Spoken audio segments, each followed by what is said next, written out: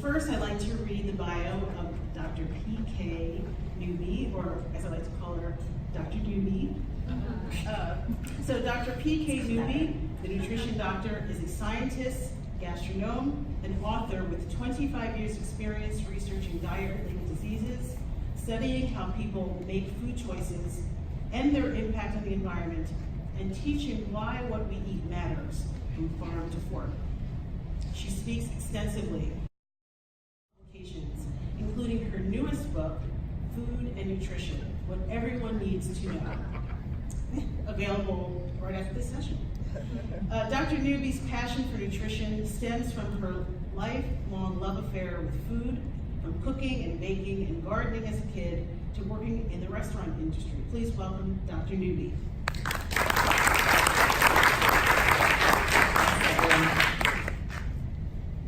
And next we have Lisa Helfman. Lisa Helfman is the founder and board chair of Brighter Bites, an organization dedicated to creating communities of health.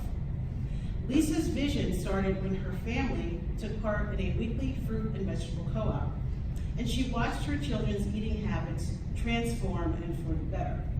So much so that her little boy, her son, said at a birthday party, and tell me if I'm doing it right, "Mom, do I really need to eat the cake? I just really want some fruit." True story. Lisa, who is a very talented attorney as well, became extremely inspired to bring the produce co-op to schools in underserved communities identified as food deserts. And that also included an educational component, but really infused with lots of fun and modernity. She created the collaborative partnership with Dr. Srila Sharma, who's here with us today as well, and she's at the University of Texas School of Public Health, and together they launched the program that is now known as Brighter Bites in 2012. Please welcome Lisa.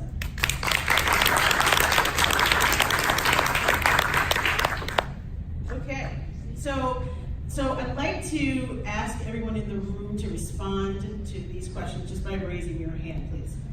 So, health of my body is the most important thing to me. Who feels that way? And there's no right or wrong answer, I shouldn't follow that. Yeah, so there's totally a right answer. Yeah. I spend more time thinking about what I eat than anything else. Who thinks about that? Raise your hands high so I can engage. Okay, thank you. Okay, fruits and vegetables are the center of my diet. Who's in that camp? All right. Well, I want to eat more produce, but I don't like it. It's okay, we can all close our eyes. Okay, thank you for your candor. I'm here to learn about something for myself. Who wants to learn something about themselves? Great, okay. And I'm here to learn about something for my organization. Who's in that camp? Okay, perfect. And I'm thrilled to be at South by. Who's thrilled? Excellent, very good. Thank you. So I'm going to turn it to the panel. PK, can you please share why produce matters? Why produce matters. So this is before our all slides. Yes. Okay. So we know that a plant-based diet, and by that specifically vegetables and fruits, are one of the best things you can do for your health. So for longevity, for well-being, for chronic disease prevention, for weight management, and by the way, if you care about sustainability and climate change, we also know plant-based diet is the key. And yes, you have things like beans and legumes and other things that are plant-based, but vegetables and fruits are really, really key to health, and I'll tell you a little bit more about that in a little while. Thank you. Lisa, what's your perspective? Well, I really believe that produce can change your life, and it can change your health trajectory, and that's why I'm here, and that's why I built a nonprofit that's now in 6 cities across the country, that I really just do as my side gig. She's a badass. So I'm just here, but I watched this transformation in my children, and I took notice, and I thought, if I can do this in my house, how do I do this in lower income communities where childhood obesity is running rampant? Every school that we're in, the snapshot today, is 40% overweight or obese. I'm not picking these schools randomly. going into them. And that's a problem, and that's really affecting our healthcare system. And I believe through my own personal journey with food and curing a few illnesses of my own, that produce is the key to making all that change. Thank you. So, Dr. Newby, if you could take us through a deeper understanding of the science of food, I will hand you the clicker. Absolutely.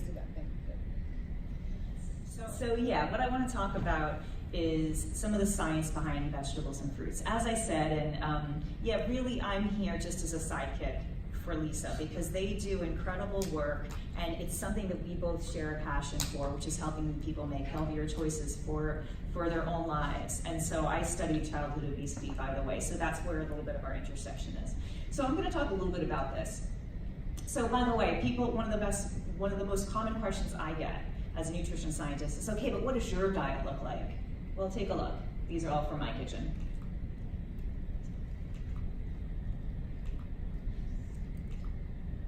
I also teach food nutrition through cooking. That's where these pictures come from. So you can get all these recipes for free on my blog. But anyway, so that is just by way of introducing you to the beauty that is vegetables and fruits. So if you find yourself not liking them, we need to talk about finding better cooks or little tips you can do. So those are poached pears, roasting vegetables. Roasting is a revelation. So this isn't about cooking, so we're not going to get into it, but if you want to talk food with me and cooking, we can do that another time. So the thing that I'm going to be talking about for the next few minutes is consensus. Okay, so what we do is we live in a place of clickbait news and what I call single study sensationalism. You probably even experienced it today on your own news feed. But really, that's not the science, and that just contributes to confusion. What is the science is consensus. Here's an example. The dietary guidelines for Americans, which is not just one study, tens, hundreds, thousands of studies, observational studies, randomized controlled trials, ecological studies, animal studies. Scientists are reviewing them all to look at their impacts on health. And here's one of their major conclusory statements. Vegetables and fruit are at the heart. They're associated independently with any more health outcome. I'm going to talk about them together because dividing them out is too specific for the time we have today, but vegetables and fruit. So the next two pieces of data I'm going to show you are consensus. I'm not showing you a fancy, even really provocative headline. This is a systematic review. This particular review looked at many studies, and look how exciting this is. Okay, so, and by the way, I'm going to post these all on my blog later so you can catch not only this, but you get free and extra supplemental slides that didn't fit into our 7 minutes. So here, but look at all those disease states that have been studied in relationship to fruit and vegetables. So let me help you focus your attention. The strongest, most convincing evidence for the diseases you see in pink. Probable evidence for cancer. This is all vegetables and fruits, obviously. And then possible evidence for this set of diseases, eye-related diseases in particular, but also neurodegenerative diseases. So that just simply means the science isn't there yet. Science moves slowly, it inches forward, it doesn't mean it's confusing, it doesn't mean it's controversial, it means we need more research. But it's extremely solid for that first level of studies that I showed you, hypertension, coronary heart disease, and stroke in particular. Next piece of data I'm going to show you is from a meta-analysis. Okay, so meta-analyses, again, not that single study sensationalism, not that hype you're going to see on your Facebook page, because it's just not exciting enough. Who wants to hear vegetables and fruit are good for you? We all know that, don't we, right? It's not as sexy as Gwyneth Paltrow's group ship. So if you were there yesterday, but hopefully you weren't, because you're all here today. So thank you for that. Hi, I'm not Gwyneth Paltrow. Okay, so, and I'm Fred. Okay, so this is from the meta-analysis. This is just one piece of data. This is from 145 different publications, 92 studies. This is what we mean about consensus. This is just for coronary heart disease. What are we seeing? If you're not familiar with a graph like this, don't be overwhelmed. On the left is the individual studies. On the right is the relative risk. A number of 1 would be no association. All those numbers are less than 1. That means a protected association. You look at the very bottom row there, you get 0.92. That means a 92% of the risk. And that's with 200 grams of fruits and vegetables, which is about 2 servings, okay? Stay with me now. 92% of the risk, that's an 8% risk reduction, yeah? It's not that big. We get small effects in nutrition. However, that's just for 2 servings. Well, a lot of people eat more than that. So what if we go out and look at a dose response and go all the way up to 900 grams, which is 9, 10, or 11 servings, depending on the vegetable and fruit, right? Because volume matters and water content, blah, blah, blah. So look at that beautiful curve we get. We get more of a risk reduction the more you eat. So everyone's familiar with the 5-a-day message, but the fact is that you get much more of a risk reduction the more you eat. And variety matters. Variety matters. Look at all those beautiful colors. I bet you guys all seem savvy. You already said you eat a lot of fruit and vegetables. What are the bright colors that are responsible for that? Anyone know the name? I bet you've heard of it though. Phytochemicals, phytonutrients. It's sometimes in the news. Phyto means just plant.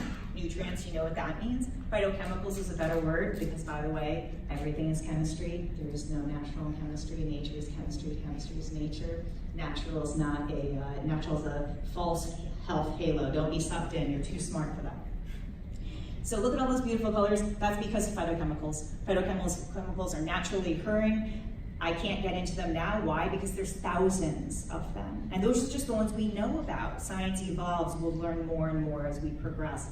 But I'll give you 3 quick examples. One of the blue pigments is an anthocyanins. I don't expect that you might have heard of it. Some of you might have. It's responsible for the blue in blueberries. Allicin, white vegetables, has antiviral properties. All of these work together, so you can't just load up on one. Of course, we're not eating the amount we should be, and that's just compared to the 5-a-day recommendations. And this is just the US, but it's very similar around the world too. So look at the large proportion of people, that's on the left with the orange, not meeting that 5-a-day recommendation. And I already told you your best health benefits are with 9, 10, 11 servings a day. So therefore, we're working hard to, especially Lisa and myself, to get people to increase that. And what I want to do here in the next 3 slides, which is going to be a beautiful segue to my amazing colleague Lisa, because again, we both have a heart for health disparities. This is, you've already looked at it while I'm talking, so you see that dark red is the highest prevalence of obesity. Now we know that these things are related to vegetables and fruits. I chose obesity simply because it's my own research area of diet and obesity as expertise. But look at this, all I'm gonna do is take you quickly through this. You see the highest prevalence is there is that dark red and the orange, right? And look, you saw what I was doing, right? So this is whites, this is Hispanic, this is black. These are the census definitions, by the way, if you're looking for more granularity. Not so here, but look at that huge, huge difference. These differences in diet, not just vegetables and fruit, but other components too, lead to very serious differences in disease risk, in earlier mortality, and health disparities that we are both working to prevent for the future generation. So with that, I think. What a perfect tee up. Oh, I forgot about my own book. So I do. So yes, I do have a book signing from 5 to 6. Veggies and fruit are a tiny, tiny piece of what's in this book. It's 134 questions and answers. Everything question you have about diet, sustainability, longevity is in this book, I guarantee you. So I don't make a lot of money from books, but I am very passionate about getting the word out, about saving our planet, about helping you live your healthiest life. So please come and chat with me from 5 to 6. So that disparity that PK talked about is really what drove me to do this. But first, let's get back to this cake. What 6-year-old rejects cake at a birthday party? I mean, it was this life-changing moment for me. And as Lauren said, I'm an attorney, I'm not a nutritionist, I don't know the science. I'm lucky to be surrounded by my colleague, Dr. Sheila Sharma, the co-founder of Brighter Bites, every day to bring me my brains. But I have a lot of passion for this. And when I saw this change in my son's eating habits, it wasn't just the cake. He was picking apples for breakfast instead of bagels and waffles. They asked for the Swiss chard on my plate instead of the tacos. It was this wholesale change because we were in this co-op and we were flooding our house with produce. And it wasn't any more complicated than that. We literally just brought in the good to crowd out the bad.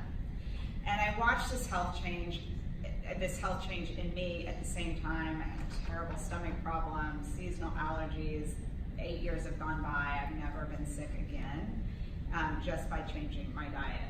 So I watched this change in my children. At this point in my legal career, I'm working at Texas Children's Hospital. I'm overseeing their real estate. They're the largest children's hospital in the country. So I was able to see the entire medical system in a snapshot through their integrated delivery system. And the one thing that was missing through everything they were doing was prevention. They were healing sick children, but no one was focusing on keeping the children out of the doctors before they needed to go. And as PK showed you, in lower income minority communities, these disparities are much higher. What's one of those reasons? Because there are not grocery stores in those communities and they do not have access to fresh food. So how do we make that change? What do we do? How do we give everybody the same opportunity that June and Nathan had in my house? One day after the cake episode that I couldn't get out of my mind, I'm sitting at a football game. I've heard that story like 10 times. It never gets old, right? I've probably told it 1,000 times in 7 years. It's a great story.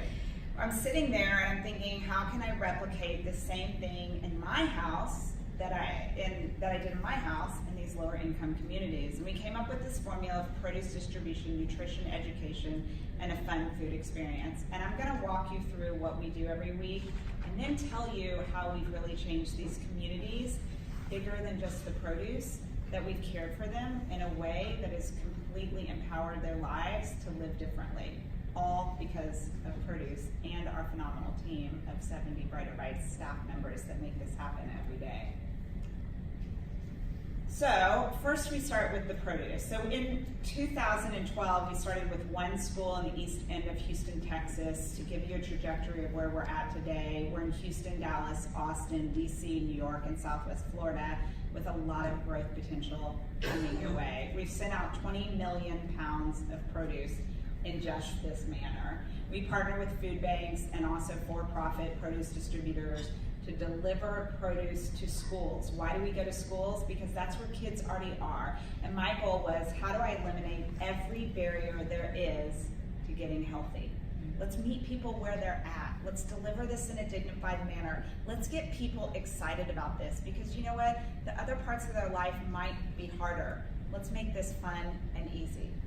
So we partner with our distributor, whether it's a food bank or a for-profit, and we bring the produce into the schools. This is a mom that is wearing her Brighter Bites t-shirt and part of our community. So what we do is we create communities of health through fresh food. We don't just bring the food into the schools.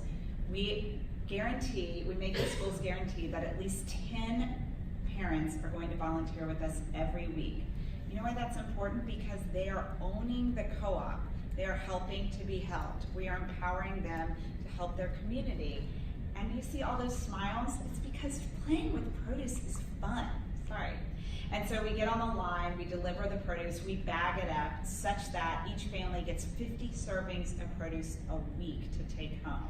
We are flooding their house. Again, giving them the good to crowd out the bad. I encourage you to do the same thing in your house and watch how it changes your diet. So, 50 servings of produce, what does that look like? Well, I'm gonna go back to here.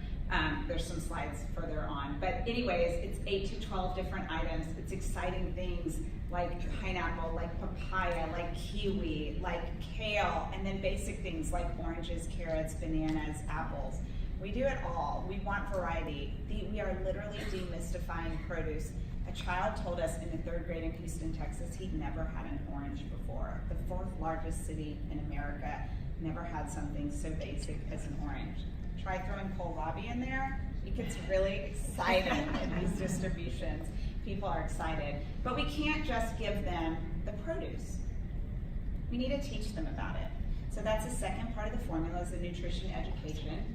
And we teach them both by teaching their teachers to teach it in their regular classroom activities, as well as in the distributions and getting people excited about what's in the bag that week. And then we send home nutrition education handbooks, as well as recipes, tip sheets. If we send home jicama, people might not have ever seen jicama. So we're going to give them a tip sheet on how to store it, how to prep it, whether you cook it, whether you eat it raw. We did the same thing for butternut squash or spaghetti squash. Again, just making it easy. So when they're a part of our community, They feel safe with the produce, so much so that they'll go buy it on their own, which I'll talk to you in a minute. So this is what it looks like to have this bounty of produce in all the schools. Is this not bright and fun and amazing? And these communities are coming together. These parents are coming into their schools for the first time. Today, we attended a bagging, lucky for us, with the First Lady of Texas, Governor Abbott's wife, Cecilia, and the principal stood up there unprompted and said, this is the first time most of these parents are walking into my school to volunteer with Brighter Bites. And they're not just volunteering with you anymore, they're coming and volunteering with the rest of the school. So we are changing the face of these communities. And every time I go out to the school, my team kind of makes fun of me because I like to sit and talk to the parents about how it's affected their lives. And it's really amazing to me, these caring communities and this virtuous cycle of caring where I cared for myself by joining a co-op and changing my health. It led me to caring for others because I wanted to do that. It led me back to caring for them and caring for myself in a bigger way. A mom walked up to me in a school in Houston, Texas, where 37 different languages are spoken. She was a Cuban refugee that came to this country with her 2 children by herself as a single mom. The children actually ate fresh produce in Cuba and were really healthy, but they wanted a better life in America. When they got here, all they could afford was processed food. All that people gave them for free was processed food. Her boys' health started declining. Her boys are roughly the same age as my children. And when she told me her story, she said, when I met you, their health turned around. And she started crying on my shoulder and said, you're the first people that cared about us. And we did that through food. It was that link to empower her to care for her children that way, in a way no one else had helped her since she came to the States. Last Christmas, I was in the grocery store, and I had met a mom 4 years earlier. In my day job, I actually work for this grocery company, as Lauren said, HEB. I don't know how many are from Texas. I run their real estate operations. So I'm actually, if you think about this mom with an idea that thought, I need to get produce into new neighborhoods. I built this program to do this. I served almost 300,000 people. And then along the way, HEB picked me up and said, we're gonna hire you to be the one to put stores on the ground in these neighborhoods. So we're creating sustainable opportunity for people to buy produce. And these families, they're actually doing it, and I'll get into that further along. So I met this mom 4 years ago. She was definitely overweight, didn't look particularly healthy or unhealthy. I ran into her again 4 years later in one of our stores in Houston just a few months ago. And I said, Karen, what have you done? And she said, when I met you 4 years ago, I had terrible thyroid problems. I was on all sorts of medications. Today, I am medication free. I have no more thyroid problems. I've lost all this weight, not by dieting, just by eating what's right, just by eating produce. Their basket was a bounty of fresh produce in our nicest store in Houston at Central Market. So coming from these low-income communities, but this was a priority for her, so she traveled across the city to make these purchases. She said, I have changed my health, I've changed the health of my family, and now I'm changing the health of my community because everybody wants to know what I've done. And she looked at me and she said, I love you. And to know that we are just a seed, just a catalyst, and that produce is changing people's lives in that way. It's that simple. Just like PK's saying, like that is what everybody agrees on, that produce matters. That produce is the key to better health. We don't need the latest fad diet. We don't need the latest superfood. I mean, they're probably good and I don't want to knock them, but let's just start by getting through the Actually, that concept is meaningless. Story for a different day. As I said, I'm not educated. I'm just I was agreeing with you. I was But agreeing yeah, with you. I mean, I'm just It's saying. about the variety. It's about that bounty Right. of produce that you're giving in the bag. And so this is a child that just happened to show up one day, and we snapped him looking into the bag and getting excited. This is our fun food experience. So we take something into the bag. This is them tasting things. They taste them with their parents. They get excited.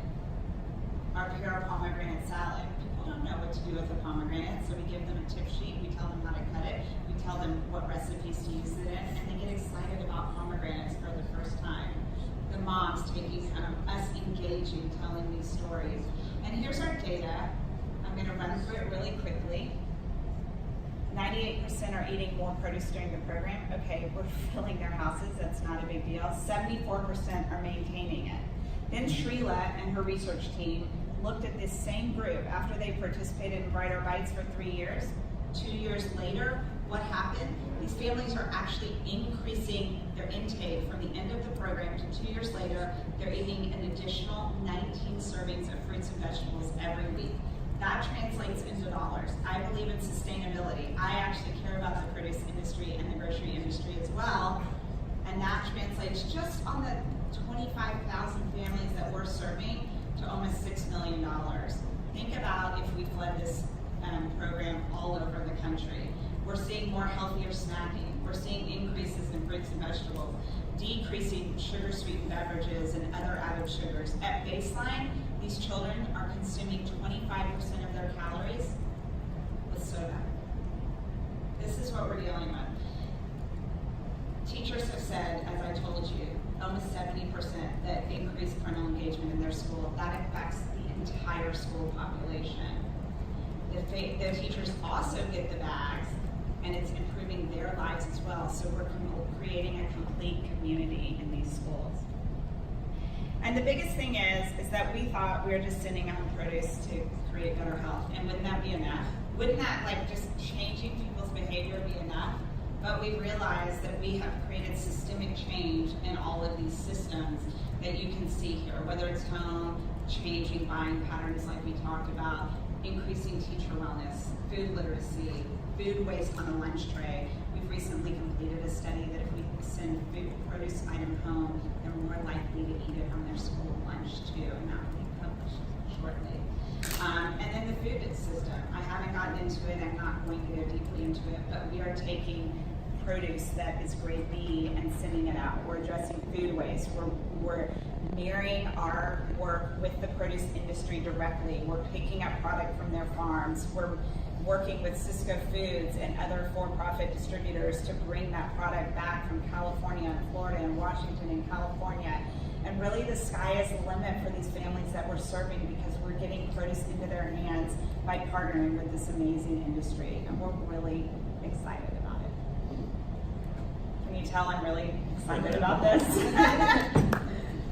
Thank you, Lisa and Dr. Pique. Dr. Pique.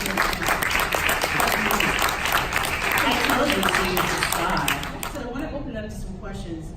First around, how do people adopt this way of eating that you're talking about? And so first, you talked about the importance of variety, you both did, and the importance of preparation. PK, can you start picking that up about how do you ensure that you get the variety in your diet, as well as it being prepared in a way that's palatable for each individual?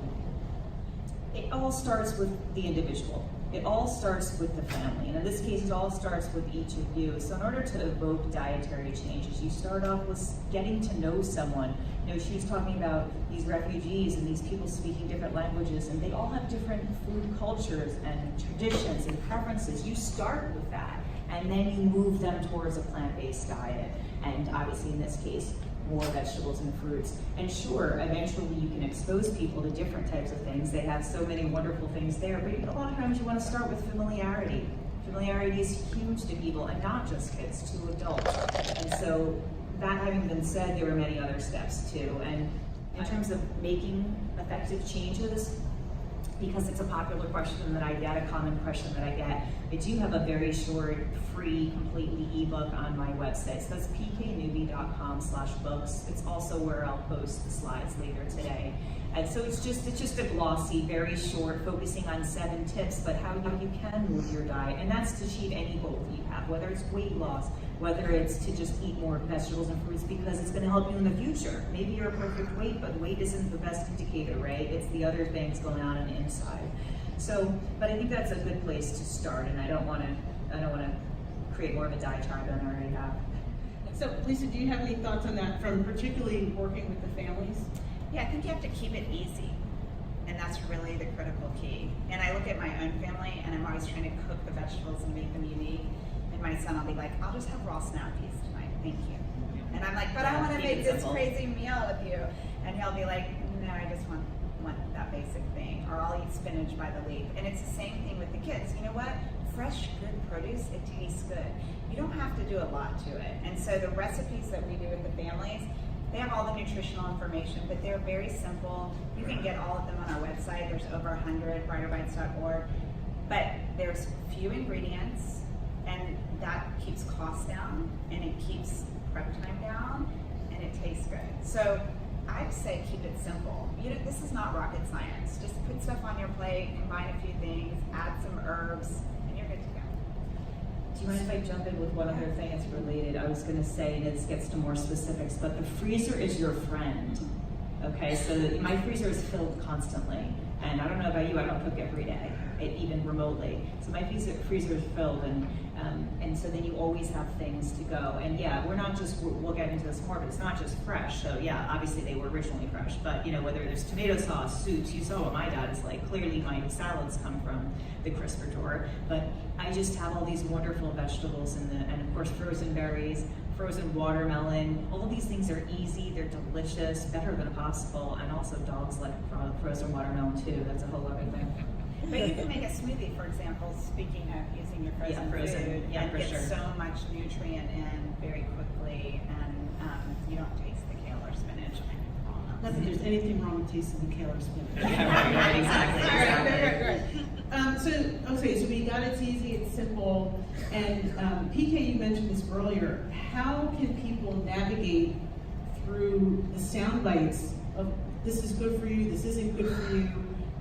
Where do people start to sort that out? Well, I'm right, so come to me. But I'm right, I mean the science. Okay, so I'm a science communicator, I'm a science messenger. So what I was showing you is consensus.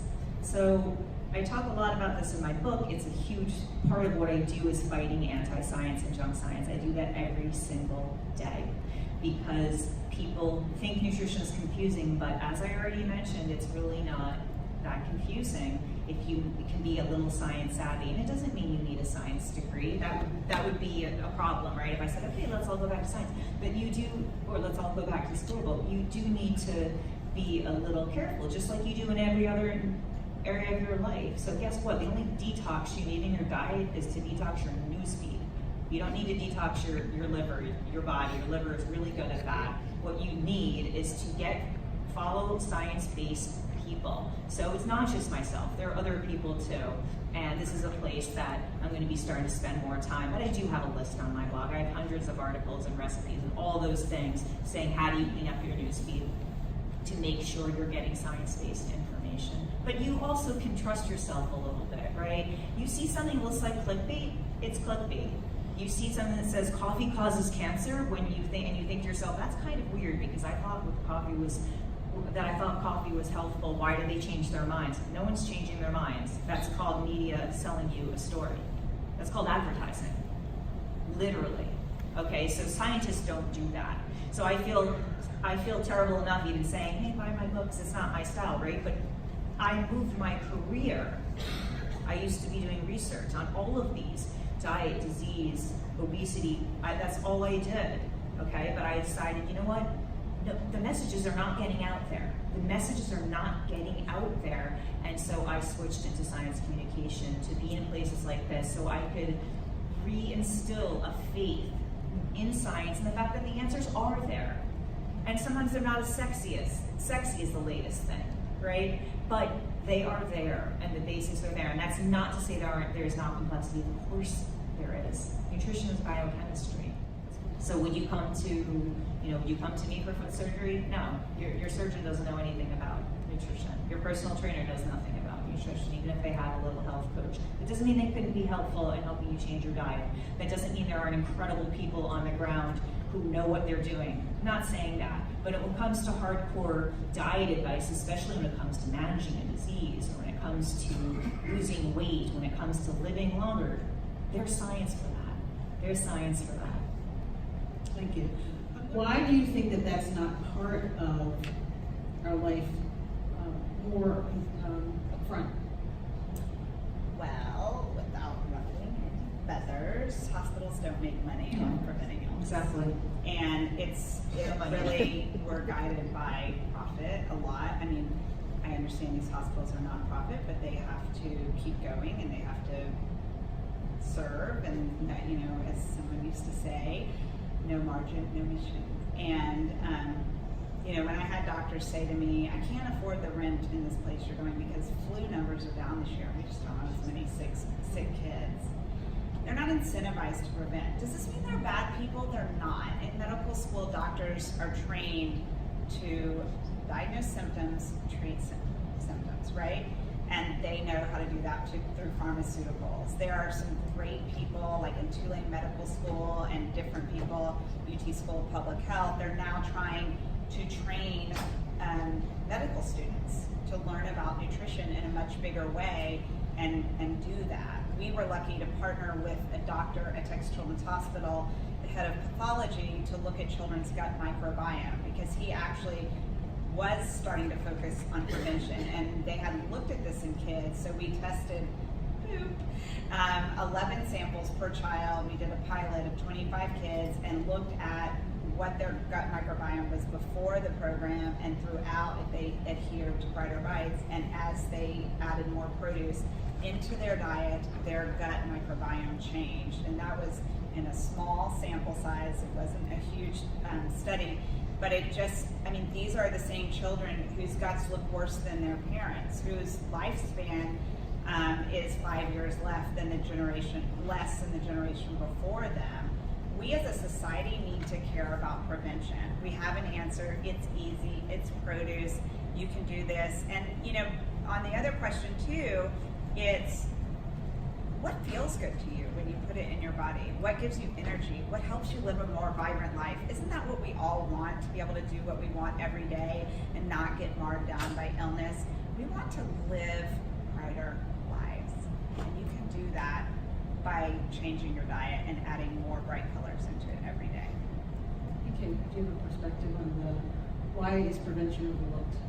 So a lot of these issues do really come back to the finances. It also comes back to values, but it also comes back to human nature too, right? We're all human beings. We all want to feel good. We're designed to enjoy life, and from the outset, right? From the time of being a baby. Here's an example.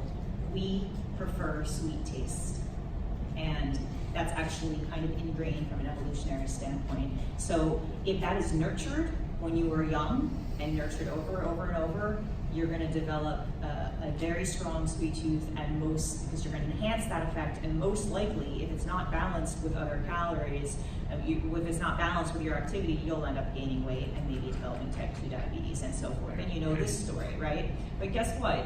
You can modify that effect through behavior, right? And even if you do have that now as an adult, you can still modify that effect. You can still change your palate.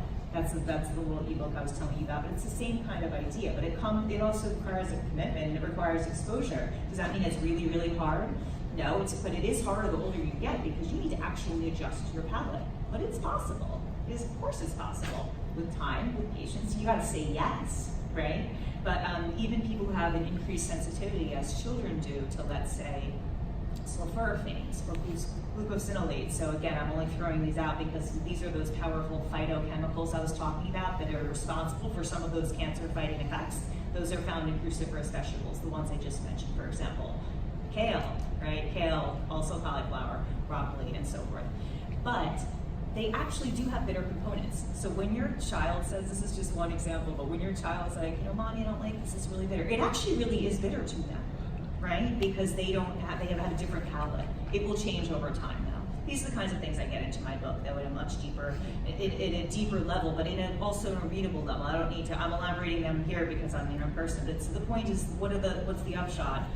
You can change your palate, but when you have an innate preference for something, the more you feed that, the more you're going to wreak havoc. And so some of it is going sort of against our innate human nature, but it's easy to adapt, especially early on.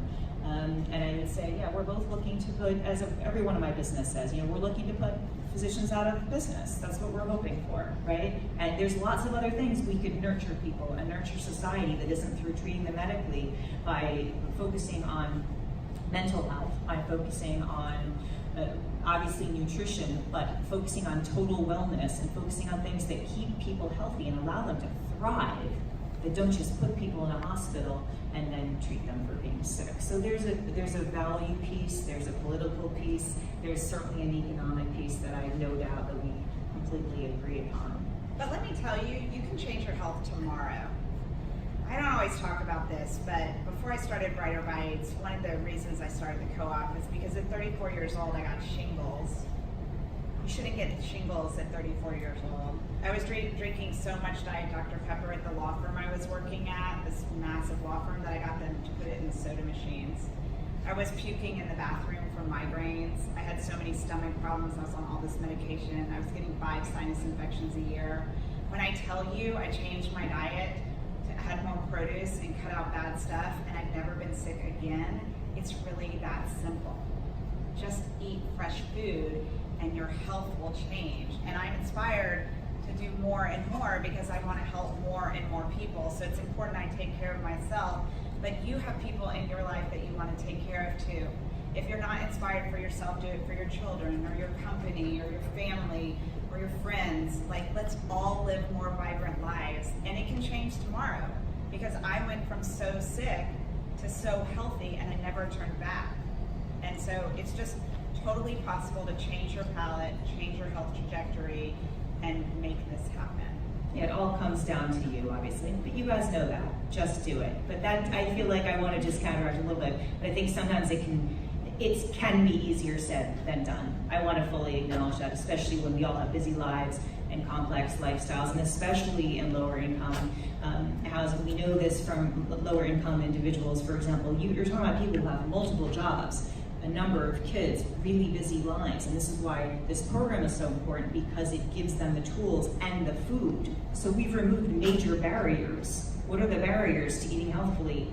Income, access, in that order, because research has shown that sometimes even when you put grocery stores in low-income neighborhoods, it doesn't necessarily mean people are going to buy it.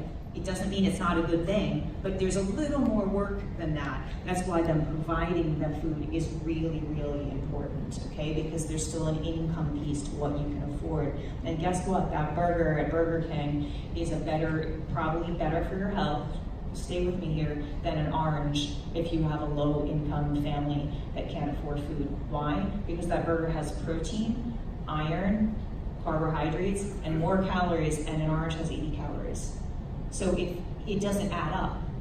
This is a first world conversation we're having with people who have the wherewithal and opportunity to change their diet, or in this case, are creating systems and changes that is going to facilitate that. But I want to be very clear about that, because there's 2 billion people in the world, almost 1 billion of which are suffering from food insecurity and hunger.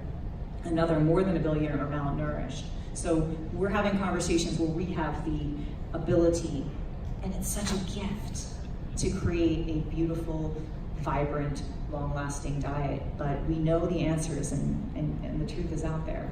This is the perfect time, because we're focused on produce, that I'm handing out clementines. I'm throwing them out here because part of people ask me how I stay healthy and things like that. I travel with healthy snacks. Okay, fruit, nuts, all these things with me. But I bought them in the store the other day, and it was maybe like 50 of them. So I don't eat quite that many for a week, so I'm sharing them with you. They are delicious. Okay, good. Yeah, it's like I have a terrible throwing. All right, I'm just gonna throw like in that direction. Okay, Danielle, ask your question. Yeah. Ask. It's like My question is, Yes. listening to you talk, Yes. listening to both of you talk, and I've heard the Brighter Bite story for a while, but you spoke about clickbait and the negativity around marketing and advertising. the negativity around marketing and food and the things that we read. Yes. But listening to where you both want to go and where you think we need to go, marketing is at the center of that. Because if we Yes, can all it is. agree Yes. that marketing, the nucleus of marketing should be the story. Lots of bad stories. Yes. Agree with you there. Oh, yes. So many greater stories to tell. Your story is based on fact. Lisa, I believe your story is based on emotion. We need both of those. There's several produce folks in the room today, as you can imagine. We have been working very hard since I've been in this industry for 25 years. If you look back on 5 a day, half the plate. God bless Michelle Obama with salad bars to schools. We're trying these different things and where there's momentum. But my question to you is, are we going to see systemic change by telling people to do it because it's good for you? No, not at all. So could you talk to us about different levels? Because I do believe that is where our opportunity from marketing exists, is beyond it's good for you. That should matter. But at the end of the day, if you're telling me that access and income are the two main factors towards someone going to eat fresh produce, there has to be other ways that we can connect with people and meet them where they are. Yeah. So I studied how people make food choices. So I'm not just about the biochemistry, that's nutrition science, but I'm a huge science geek. So I also studied social science. I also studied environmental science. And that's why I have a pretty broad perspective. And that's just me. I'm a geek. But the bottom line here is, let's talk about that. First of all, the biggest drivers of food behavior are what? Let's call them out. Taste. Yes, what's the other? Price. Convenience. What's the other? Price. Taste, cost, convenience. That's it. Big three. Done. So we start with that, okay? And that's the first thing. Second thing is this. Education alone does not lead to behavior change. Usually. For some people, sure. This is a well-known tenet of public health. That's why anyone who's focused and trained in public health knows that telling someone, this is a classic example, smoking, right? Everyone knows that. Yeah, I know smoking causes cancer, I'm smoking anyway. Whatever it is, it goes back to what I was saying before. We want life to be pleasurable. We're human beings, we're animals. That's what we crave, okay, out of life at a very basic level. So education is not enough.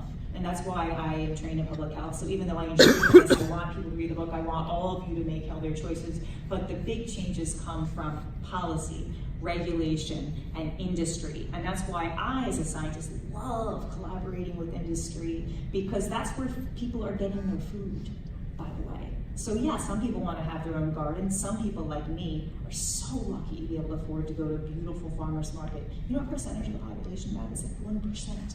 That can even access or get there or even want to, because they don't have a chance, right? So there's so many areas, and I just had a meeting with someone the other day. So I love working with industry, whether it's the produce industry or someone else, because that's the deliver, that's where we get food. And really, and by the way, and I can't get more into this, but the bottom line is the biggest changes we get to health behavior, the biggest changes from a nutritional perspective is from what is called nutrification. That's a broad term that generally refers to a way of delivering nutrients through essentially the food supply or food technology. How many people here are aware of the relationship between folate and neural tube defects? Any women out there aware of it? It was kind of in the news for a while back. It's a thing, okay? Guess what? When people say, hey, increase your intake of folate or take your prenatal vitamins, it's a complicated story, but it's in the book, but the bottom line is simply that, no, that doesn't work. If you need to see a change like that on a behavior level, you fortify food. In order to combat micronutrient deficiency like vitamin A in the developing world, we fortify the food supply with vitamin A. We fortify bread here with B-complex vitamins so we can prevent those various nutritional disorders that lead to death, mainly for kids 1 to 5 in the developing world. So I'm just throwing these in there. I know I'm being a little bit nonlinear, but part of what I do is try to increase food literacy in what I do and try to bring us out of our kind of first world conversation. So very long conversation answer that goes from the developing world to high income nations, that gets into the major drivers. And yeah, we need marketing, we need collaboration, and education is not enough. Not for a population level, maybe for an individual. Maybe. I'm Amy, and I work for Serious Eats and Simply Recipes. we're the biggest food site for millennials in the US. And so I work with a lot of food brands and marketers and all this. I'm part of the solution and problem at the same time because I do work with brands that advertise. But on a personal question, I wanted to ask because I recently went to 2 different doctors. I went to an endocrinologist and a naturopathic physicians, both medical doctors, right? And I told them both that I try to eat a mostly plant-based diet. I try to eat a lot of vegan food, and both of them told me that's not a good idea. The naturopathic physician said to eat more of like a Whole30 type diet. Said no, you need like animal proteins, not in a bulk amount, but okay. And then Sorry, I'm just gonna go ahead. But. No, and then the endocrinologist said not to exclude dairy because you need iodine and calcium. That by eating a vegan diet, you're really not getting enough of those things. And these are 2 doctors that recently told me this. One said if you're trying to have kids sometime soon, you need to eat dairy, you need to do these things. And so I just I talk about food all day, I read about food all day, and this misinformation is being told to me directly by doctors. So right. I'd love to hear what y'all's opinion is on that. On average, in medical school, 22 hours. On average, throughout their whole medical school. 22 hours. They are not trained in nutrition. That does not make them bad people. It's not what they do. That's going to change, maybe. I have a lot of colleagues, physician scientists, who are very passionate about getting more nutrition into medical school, and God bless them. It does need to be a bigger part of the curriculum, but they will never have the nutrition knowledge that someone like me or someone else has. This isn't ego, this is having an appropriate assessment of your knowledge. So don't come to me for endocrinology advice, go to him. That's so close to diet, right? So oh yeah, of course. No, it's appalling. How can the opinions be so different if we're all on the same page, right? We're not on the same page. But as far as what the end goal is, The consensus for decades in nutrition around the world is dairy is not essential for health. He's talking about iodine. The food supply is fortified with iodine. You know how much iodine people get from the food supply? It's loaded in it because it's in salt, and salt is in processed food. Now, if someone has an iodine issue, sure, that's a very specific clinical issue. Then you can talk to a physician. So again, I'm using as an example. This was advice given to a healthy person. Yeah, that's exactly. So that's different. So make no mistake, I'm not giving clinical advice here. I'm talking in general. That's ridiculous. I mean, it's literally ridiculous. So, and yeah, you wouldn't know that, so thank you for your question. You see how excited I got about it? This is my life. This is what I'm up against. First of all, I want to thank you for your question. It's a great question. Example it's perfect. of how you just get mixed messages and you get confused from people that you feel are telling you they should know that. I'm an acupuncturist in a hospital system, and I see a lot of patients over the age of 75. And I hear a lot of complaints from them that in the retirement communities, they don't really have access to much nutrition. And I'm just curious if you ever look at that patient population, that population in general. It's there's no vegetables from what I've heard. I have definitely heard that. Anecdotally, Brighter Bites ends up helping a lot of that population because in these underserved communities, multiple generations are living in the same house. And so it's not just the child, the parent, it's also the grandparent, the aunt or uncle. They're all combining resources to make life happen. But we have definitely heard that happens. I think one thing I just want to add that I think marketing and all these things are important, but at the end of the day, I think what really drives behavior change is creating community and creating connection. And I think that's missing a lot of times in an older population. There's that factor. But I think that's also super important in making this change is people to realize this is part of the fabric of their lives. This is what communities can be made around. We can make brighter communities. We can make more vibrant lives if we're in this together. I've heard this theme throughout South by Southwest, major speakers talking about it. It just all comes down to this connection we want as human beings. And I think if we can find that connection, we can drive behavior change. And that's really the key to everything coming together. And on that note, I'd like to say thank you to Lisa and PK for being on this panel today. Thank you very much. Thank you all so much for spending your afternoon with us.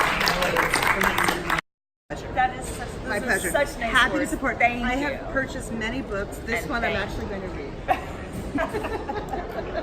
That's a good one. This one I'm going to read.